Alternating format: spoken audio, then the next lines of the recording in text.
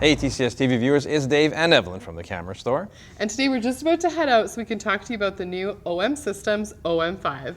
Come on, Dave. Let's go. Ooh, it's definitely a toque day.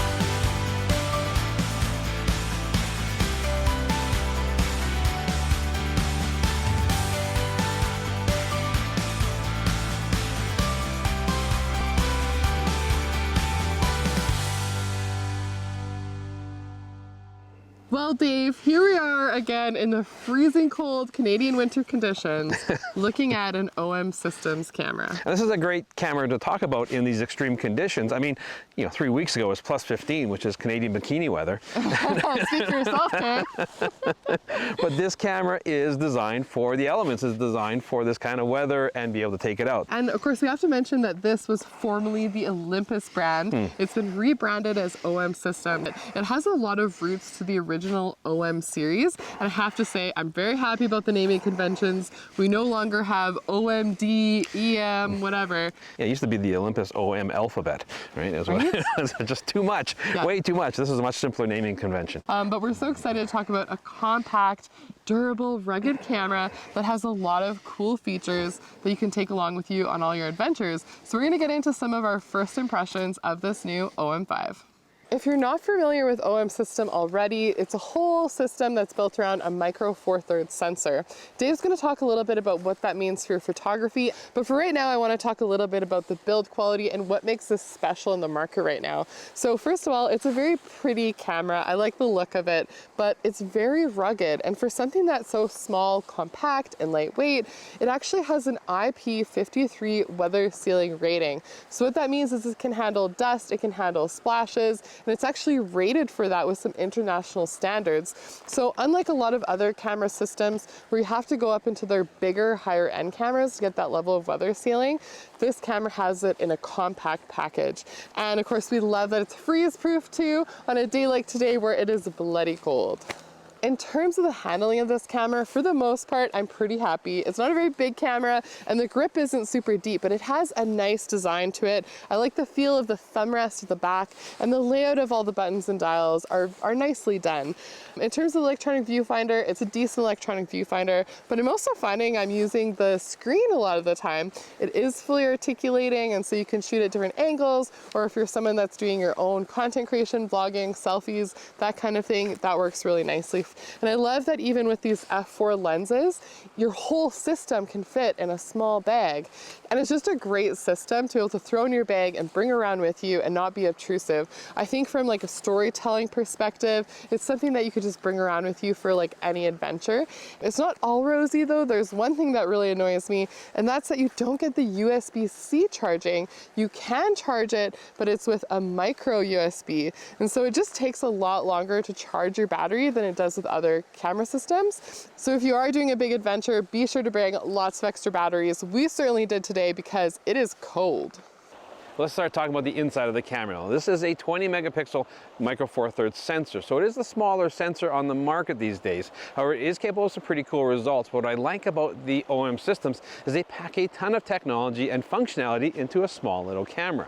The camera itself has 6.5 stops built in, but with one of their lenses with stabilization built into the lens, you go up to 7.5 stops of stabilization. That makes it really handy for the other feature I really like on this camera, which is built-in ND filters. Now, they're electronic ND filters, and you can go up to ND16, not ND64, which the OM1 had. So kind of a downgrade from there, but it does give the ability to apply slow shutter speeds, and especially when you shoot in waterfalls. Team that up with that great stabilization, and I don't need to carry a tripod for nearly as many exposures as I do with other systems. There's a couple features I really like in this system as well, and one is their high-res mode. I mean, we think 20 megapixel sensors, that's not enough for me. But if I come across a scene that justifies it, this has the ability to do handheld high-res because that stabilization is so good. It'll take that 20 megapixel sensor and give me a 50 megapixel output. This is fantastic if I want to get that extra resolution. Now, speaking of long exposures, I like their live composite feature as well. This is very cool. On the rear screen, you can actually see how your photo is developing. This is great when you're watching star trails and whatever else, and once you get the effect that you want, you can cut off the exposure there. It takes a lot of the guesswork out of your final results. What I find, all this technology built into this tiny little camera really encourages you to go outside and capture some stuff. Now, the image quality compared to your full frame cameras or even medium format cameras isn't going to be the same. We have a little different depth of field, of course. That micro four thirds, even though this is a brilliant f4 lens, it's going to be more the f8 kind of experience when it comes to the aesthetics of the image. But what this camera has is a ton of processing power in a tiny little camera that allows you to walk around with just the camera. I don't need to worry about filters. I don't need to worry about a tripod nearly as much with this system. Now, there are a few other things that I should mention. One of them is you do have a singular UHS 2 SD memory card slot. Obviously, there's lots of those types of memory cards on the market, but you don't have a backup. One of the other features that you don't have from the Pro camera is all of the same autofocus profiles that you're seeing. However, we do have a nice hybrid autofocus system, and so as far as doing face and eye detection, be able to look at your subject, it does a pretty good job overall. One of the benefits of this pairing, a fast processor that can read out the sensor fairly quickly, is be able to do fast shooting. So this camera is capable of shooting 30 frames per second with the electronic shutter and 10 frames per second mechanically. Now, you do have some issues with rolling shutter when you're shooting electronically, but otherwise it's awesome to see that we have autofocus performance as well as the image stabilization for being able to shoot fast action.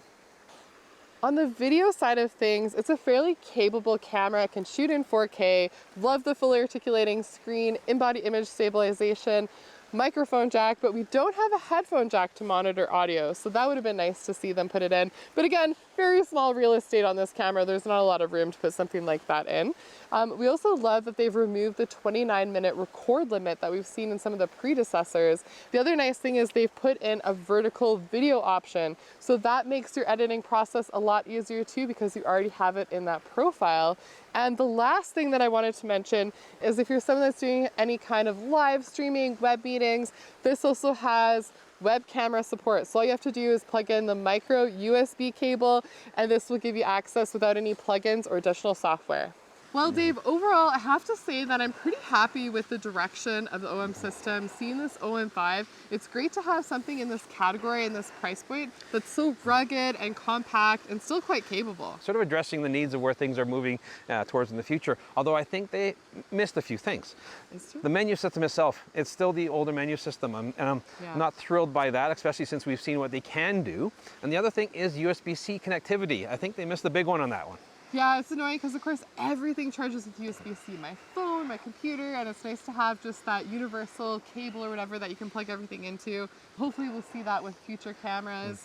Now, I do like how they're sort of adapting and moving forward, right? Giving us the ability to use this as a web camera or do vertical video. The built-in ND filters plus the great stabilization allows me to shoot some amazing waterfall shots without having to bring a tripod with me, and I love that. Yeah, it can help you just be kind of unplugged. You're not always relying on your phone, but whether you have it just packed away in a bag with a few lenses, it doesn't take up a lot of space, it's not obtrusive, and again, that weather sealing and the durability of this camera, I think makes it a solid option for people that want to go on those kind of adventures.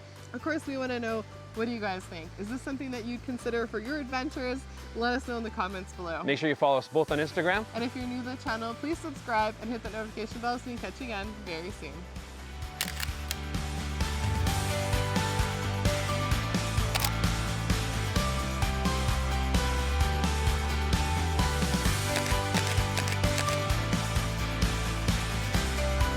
I'm standing sideways so this jacket doesn't look like a fucking city block. Very tricky to shoot if you're shooting at night because those stars during the day. Hey, thanks for sticking around and watching this very chilly episode. If you want to see more of our more recent content, click up here. If you are Canadian, you want to shop local, check out thecamerastore.com down here.